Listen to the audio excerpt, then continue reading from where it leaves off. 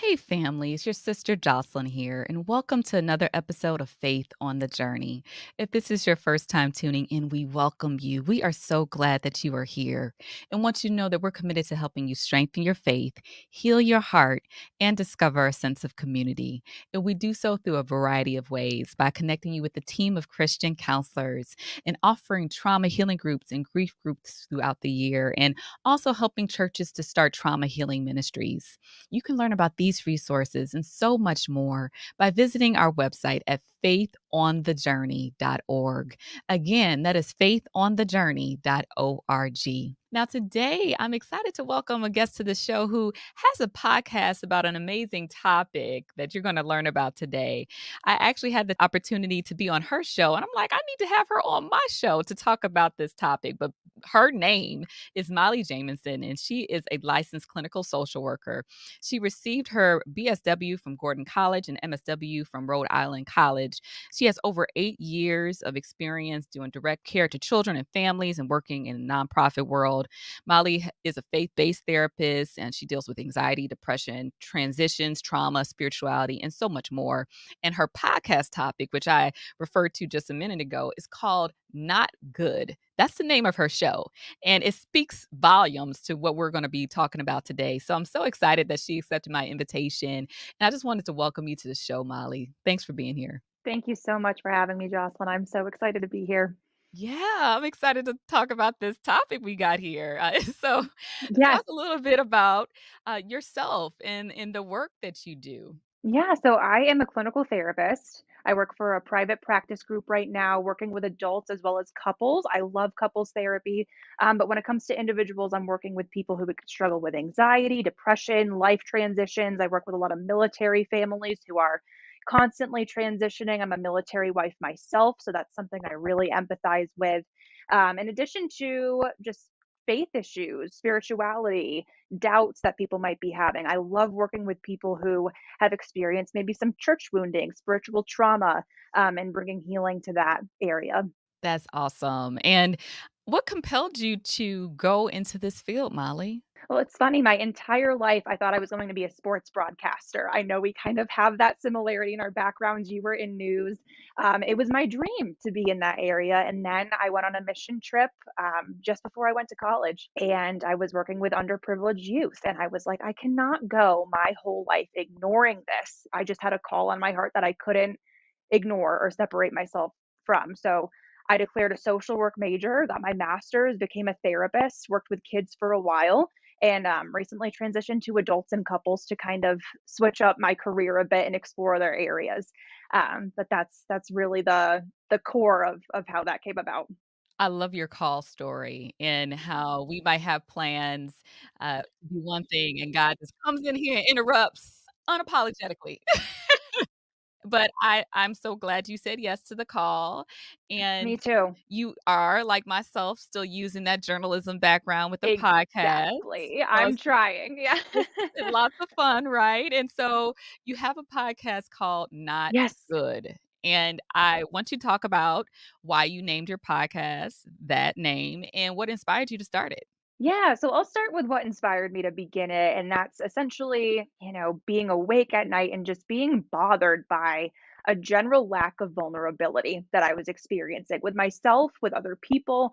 I was just desiring deeper conversations where we could openly talk about the struggles that we face on a daily basis. And so, Not Good became my title because so often people ask, how are you doing? And it could be your worst day, and you're still going to put on the mask that we talk about, and you're going to say, I'm good, because you don't wanna get into what's making you not good.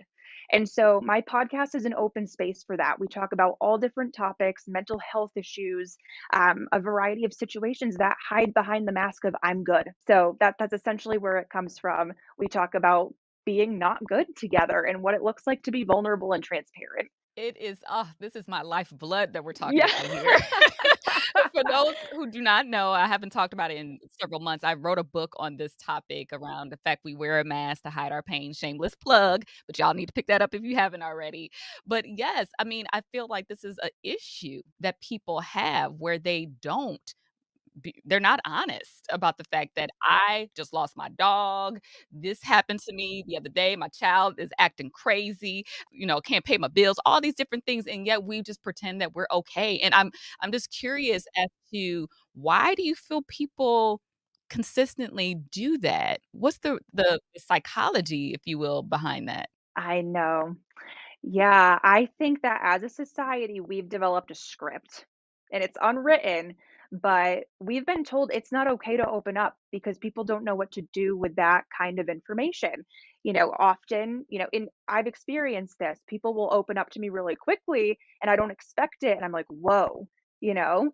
And so we've been trained that it's not okay to get deeper, that vulnerability is a sign of weakness. And I see it especially in the church. I know we're both Christians. A lot of your audience is from the Christian background. And we've been told that if you are going through something like that and you're not dealing with it well, that maybe you're not praying enough. Maybe you're not in the Bible enough. And so we've developed this coping mechanism to just say everything's fine. I'm going to keep looking like I have it all together because it means I'm doing something right. The truth. That's really what is happening. And why is that so harmful, Molly, when people continue to go through life like that? Whew.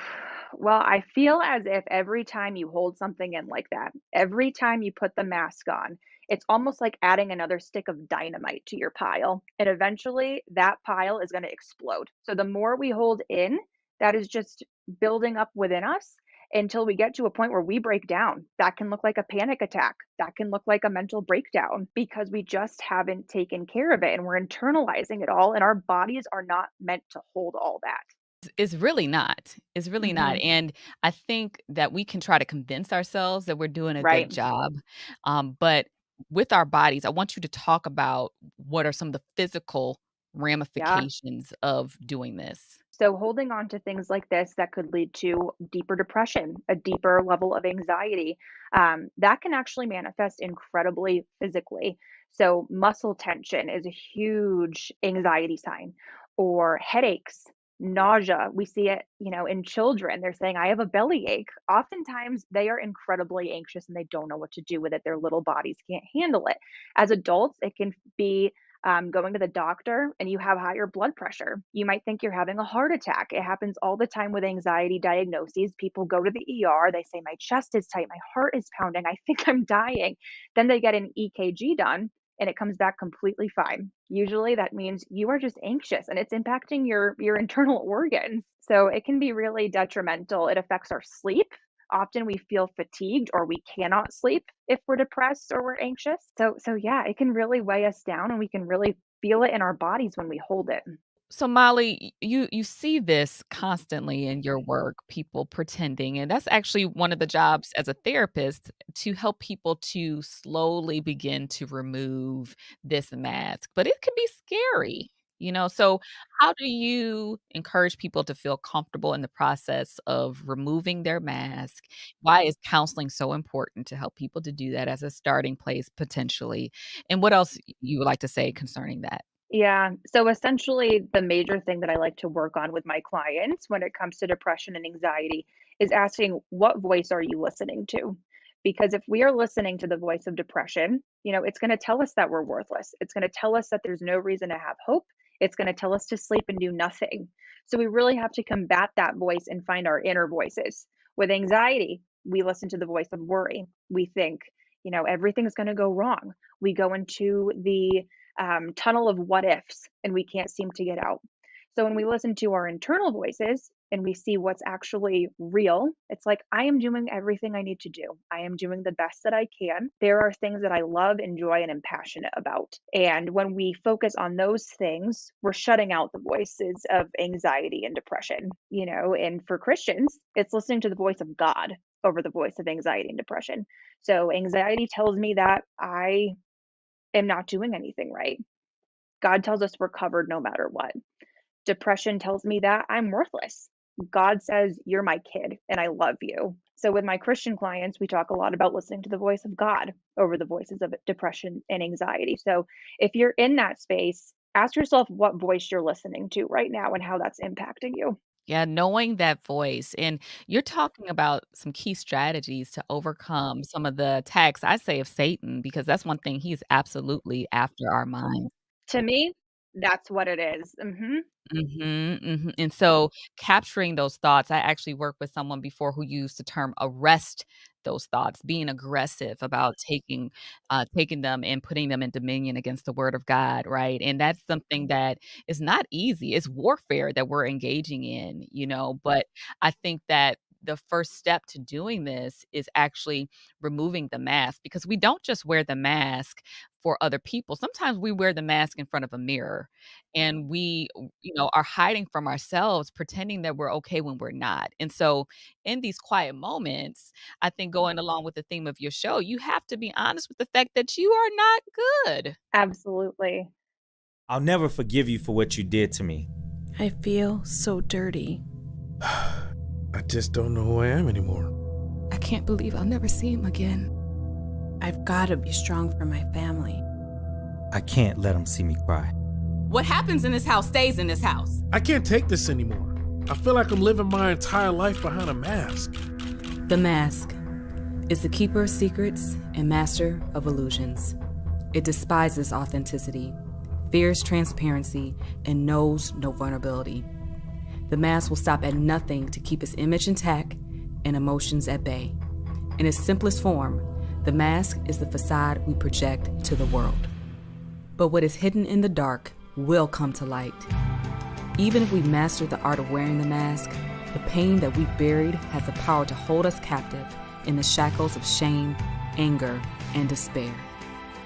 But there is power greater than our pain, greater than our past, and greater than what the world says about us. There is a God who can heal us from our pain and can free us from defining our values based on the world's standards. There is hope, and you can embark on your journey towards freedom by reading the book Breaking the Power of the Mask by author and motivational speaker Jocelyn Jones. Discover the joy and healing that rightfully belongs to you. No more shame, no more fear, and no more hiding behind the mask. I'm breaking the power. I'm breaking the power. I'm breaking the power of the mask. Get your copy today by visiting breakingthemask.com. For someone right now who is struggling with the idea of even talking to someone or seeing a therapist or a counselor, what would you offer them to help them to overcome some of those objections they might have? When it comes to therapy, I get some nervous first time clients who have never been to therapy before. What I tell them is this is just a conversation. We are talking for 1 hour a week about what's going on. I'm not going to judge you. And I'm going to help you build the tools and skills that you need to cope with what's going on, to reframe the thoughts that you're having that are negative and unhelpful and destructive. And that's my view as a therapist. If that is helpful for someone to hear, with the right fit for a therapist, that's all that it is. It's just somebody to talk to for an hour a week to help you process the things that are going on. When it comes to removing the mask in front of other people, maybe you struggle being vulnerable with family members, friends, really look at your sphere of support. Who's in that core middle? Who are you closest to? Maybe it's a parent, a sibling, your best friend of many years. Those are the people to start practicing being vulnerable with, the people that you trust, and start a little bit at a time. You might not be ready to blurt out everything all at once. Maybe you're at a moment where you're like, I just need to vent and let everything out. To the degree that you feel comfortable, let out a little bit at a time. Test the waters. Start with one area of your life that isn't going well. Like, I am really depressed, or, I've been acting like I'm okay, but I am not over that breakup at all. And that really impacted me. Or work's not going well, and I fear that I might lose my job. Start with one thing, see how someone reacts to it. And if it goes well, you're earning trust. You're developing a relationship that's safe to be vulnerable in. So find your safe people and your safe places. That's wise, because I know that someone can possibly share with someone who is not gonna hold their story sacred and is not safe, and it could do tremendous damage to them, right? So testing the waters, being prayerful, but I think that balancing our approach, right? Because for some people, we frankly do need to wear a mask for protection because that's what a mask does. It helps protect us, right? Not everyone is safe, but there are people who want to know us, to have an intimate relationship with us, and we will not be able to experience intimacy if we're consistently wearing a mask to hide who we are from others and even ourselves. Exactly. Yeah. And that, what you say is really important. This is why we don't want to vent out all of our issues on Facebook because who knows who is going to take that and run with it and use it against you. We don't want to say everything all at once to someone who hasn't earned our trust yet because you don't know what they're going to do with that. So you have to be careful in terms of vulnerability and make sure you're doing it with someone that has earned that trust. It is definite vulnerability is an earned thing. So I'm not saying find your nearest coworker on your lunch break and tell them your whole life story. Think about the people in your life who have earned that from you, who deserve it from you. And in turn, give them yourself, give them your vulnerability, give them your truth. Yes, that's good. And I know that your faith is very important to you. So I would love for you to speak to God and how God is a healer and how God can work in our lives in those deepest wounds that have been hidden. Talk a little bit about that. Yeah, yeah. So I think that in the church, we often get this narrative that depression and anxiety are unbiblical. And that's not true. I mean, we look at Jesus and how he felt when he learned his fate. He asked God to take his cup away. He was nervous. Jesus looked for solitude. Jesus wept. He has experienced literally everything that we have ever gone through. And so this is not something that's unrelatable to God. He knows it. He knows you. He knows all of your thoughts. And when he says that he's near to the brokenhearted, this is who he's talking about. He's talking to us. He's talking to us in our anxiety and our depression and our heartbreak and our hopelessness. And so when people say that, there's no grounds to be anxious because we have a God who covers everything, or there's no need to be depressed because we have a God who gave us life, like that is true. Like he did give us life and we need to be grateful for that. At the same time, we are allowed to be depressed. We are allowed to be anxious. And he is with you in that. He wants to hear your anxious thoughts. He wants to hear your depressive thoughts because he knows them all anyway. Why are you going to put a mask on for a God who knows all? He sees everything you do. He knows everything you think. So come to him in it. He wants to hear that. Yes, yes, and I think one thing that you said is so important for people to grab onto is the fact that anxiety and depression doesn't mean that you don't have enough faith, that you don't love God, and I think there's, shaming that happens in certain environments around these topics that needs to be addressed, and I want anyone who's listening to know that there's no shame in the fact that you struggle with these things, and in knowing that it's okay to have these challenges because you're human, right? And so I just appreciate you freeing individuals who might be struggling in this area. Absolutely. Yeah. So you have the awesome opportunity as a Hmm. podcast host to interview some amazing people on this topic. And I would love for you to share some of the Yeah. favorite takeaways from your various shows on the topic of not good. Yeah, absolutely. There is one that sticks out in my head more than any other. All of my guests have been great, and I've heard some incredible stories of breakthrough. But I think one that stands out to me most on this topic and what we're talking about now is I interviewed a pastor who has suffered from depression his entire life. And he so beautifully holds faith and mental health simultaneously. Like his whole pulpit is based around the fact that we are not okay. But here's what God has to say about it. There is no mask. It is so transparent. He's very open about his journey with his congregation. And so he has an entire congregation that is super open about all of their struggles together. And I think that he truly sets an example for as Christians where we should be and what the church should look like today. This is something we need to be talking about. And I just love his capacity to hold both at the same time, his belief in God, but his struggle and his journey with depression as well. It is something that's really inspiring and that I think a lot of people could benefit from if they were able to do the same thing. That's awesome. Yeah, I encourage anyone who's listening to check out the show notes and look at some of the episodes that you have, and where you have pastors. And it doesn't matter what your position is. You can be a pastor, you can be president, you can be whatever, and still have these same struggles. And so I appreciate you offering that story with us. And I would love for you just to share with anyone who's listening or watching today any words of advice that you can offer around removing the mask, being honest and vulnerable in certain settings. What final words of advice could you offer my audience? Girl, go to therapy. That's what I wanna say first. If you have never gone to therapy before and you are hesitant and you are scared to engage in your mental health in that way, when you find the right therapist, it is truly life-changing. They will work with you, they will be patient with you, work through all of the things that you've held on to since you were a child. That is not a burden to them. You are not a burden to anybody. So I encourage anyone listening who's hesitant and is on that brink, if you are thinking about going to therapy, go. Aside from that, if you are engaging in your mental health and you are still struggling with depression, anxiety, what have you are not alone. You are not an outcast for feeling that way. What you're feeling is very human. Just keep doing what you're doing and be in check every day with what voice you're listening to. When those negative self-talk comes in, ask yourself, where is this coming from? Is this the voice of depression, anxiety, Satan, or is this the voice of God, or is this my internal voice speaking to me? And channel that, and be kind to yourself.